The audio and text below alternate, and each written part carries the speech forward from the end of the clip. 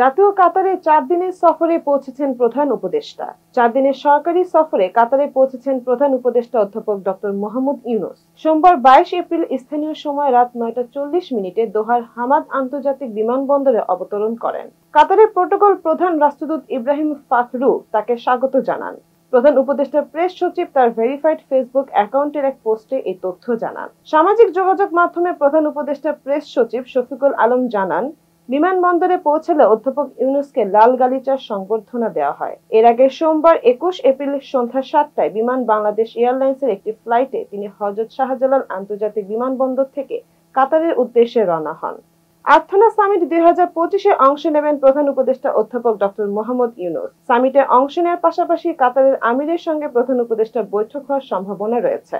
কাতারের সফর সঙ্গী হিসেবে প্রধান উপদেষ্টার সঙ্গে আছেন প্রথমবারের মতো বাংলাদেশের 4 জন জাতীয় নারী ক্রীড়াবিদ। তারা হলেন ফুটবলার আফিদা খন্দকার ও শাহিদা আক্তার রিপা এবং ক্রিকেটার সুমাইয়া আক্তার ও শারমিন সুলতানা।